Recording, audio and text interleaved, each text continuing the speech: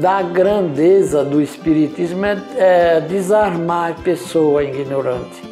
Eu já achei bastante importante a rádio, porque ela é uma faculdade e a TV Mundo Maior está nascendo aí, não vamos deixar ela morrer. Vamos ajudar da maneira que a gente puder.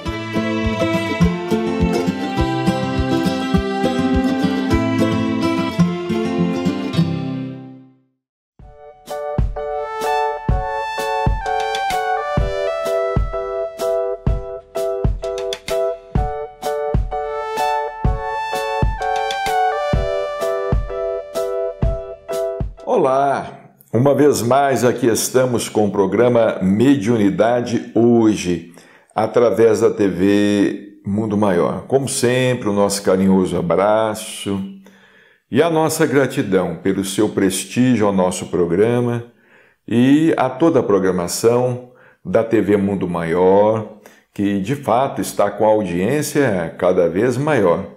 Eu tenho me surpreendido em Uberaba, por onde ando em Uberaba, esses dias mesmo, num consultório médico. Eu nem supunha que o médico fosse espírita. E ele me falou que acompanha muitos programas interessantes pela TV Mundo Maior. Então, a nossa gratidão. Hoje nós vamos abordar uma página que está no mais recente livro de Irmão José, Eu, porém, vos digo. Um livro, já tivemos oportunidade de falar a respeito desse livro, da editora LEP. Trata-se de uma síntese de alguns pontos, alguns princípios da doutrina espírita. Um livro para uma leitura rápida, para que as pessoas possam se inteirar do conteúdo, vamos dizer, geral da doutrina espírita. Aqui no capítulo 23, Irmão José escreve de uma maneira sintética, falando sobre os médiuns, não é? Médiuns, não é? E o que nós devemos entender, não é? Médiuns, o que são os médiuns, o que eles devem fazer. E Irmão José nos diz aqui: médiuns são seres humanos falíveis, igualmente comprometidos com a lei de causa e efeito. Então vejamos, os médiuns são seres humanos. A mediunidade não é uma faculdade excepcional. A mediunidade é uma faculdade natural. Aliás, não existe nada de sobrenatural na criação divina. Tudo é natural.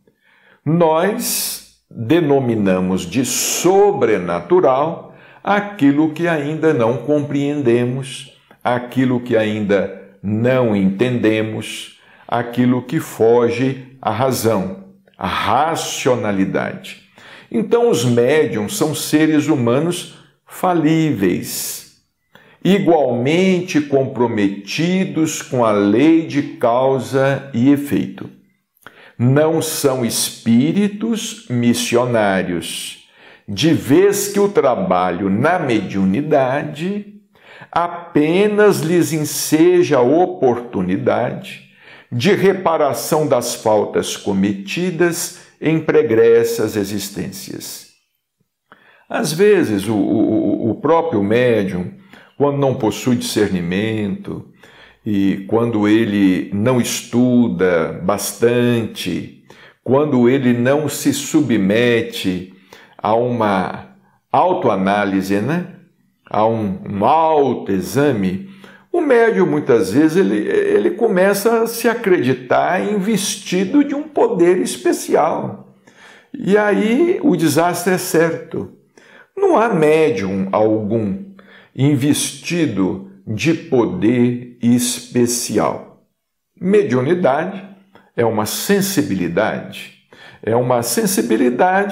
que, vamos dizer assim, em determinadas pessoas exacerbou um pouco mais, despontou um pouco mais Em determinadas pessoas, nós sabemos que mediunidade independe de condição religiosa, independe de condição cultural, independe de condição sexual e racial, independe de idade.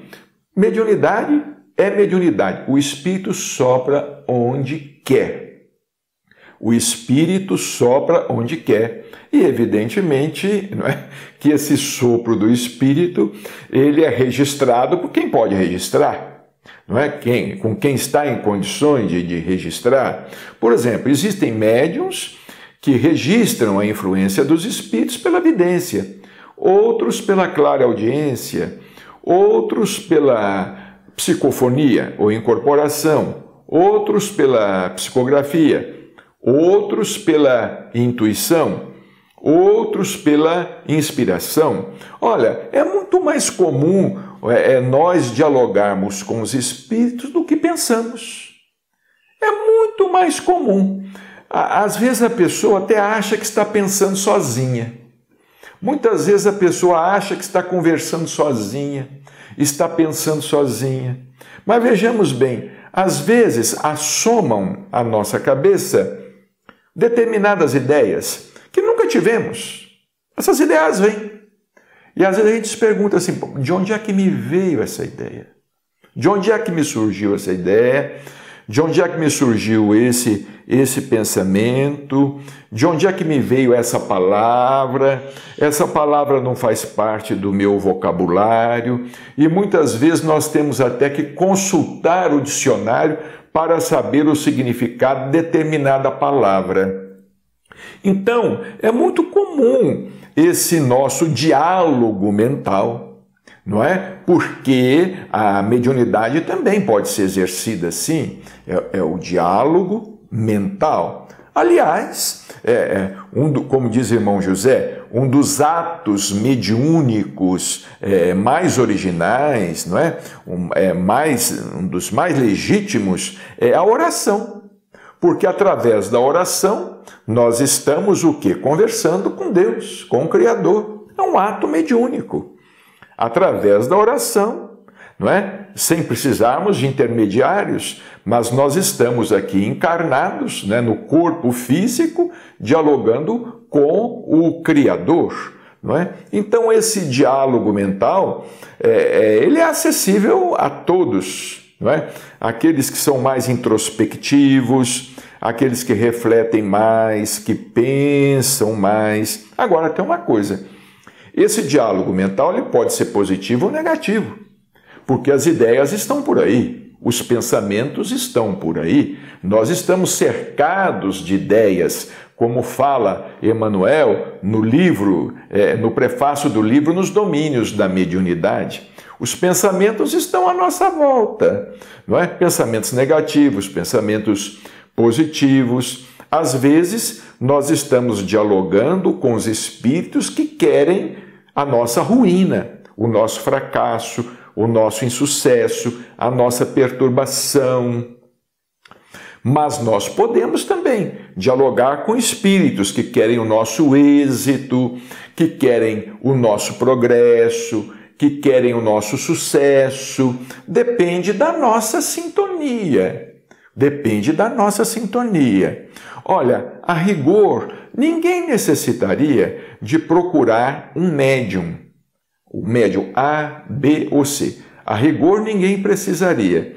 Se fosse uma pessoa introspectiva, dada à reflexão, uma pessoa que tivesse sensibilidade suficiente para ouvir pensamentos, porque os pensamentos são palavras que ecoam dentro da cabeça da gente. Os pensamentos são palavras, sim, são palavras que ecoam, são sons em forma de palavras que ecoam dentro da nossa cabeça, não é? Às vezes a pessoa diz assim, nossa, hoje eu estava assim pensando. A rigor, ninguém pensa sozinho. A gente sempre pensa motivado por um outro pensamento. Nós sempre pensamos motivados por um outro pensamento.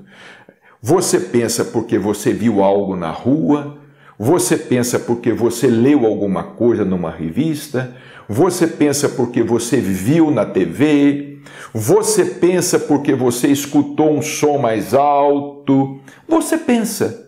Né? Nós somos levados a pensar.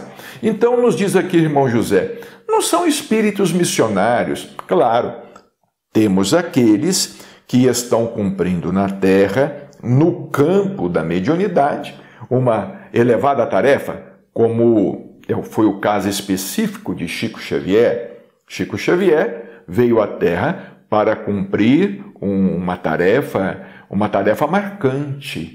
Uma tarefa marcante, não é?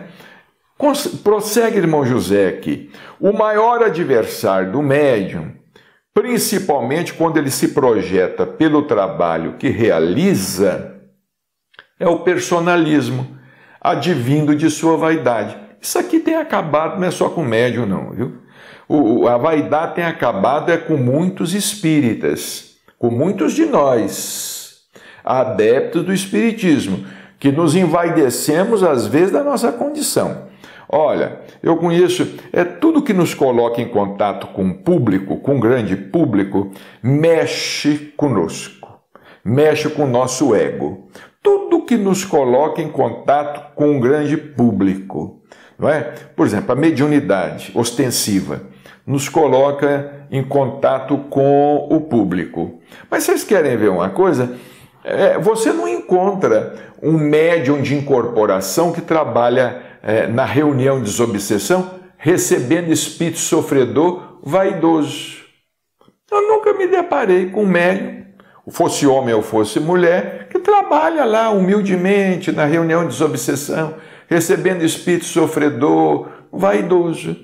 Não, mas se ele vai para a tribuna e vai falar para muita gente, aí é um perigo. Aí ele pode realmente escorregar e cair. Voltaremos em seguida.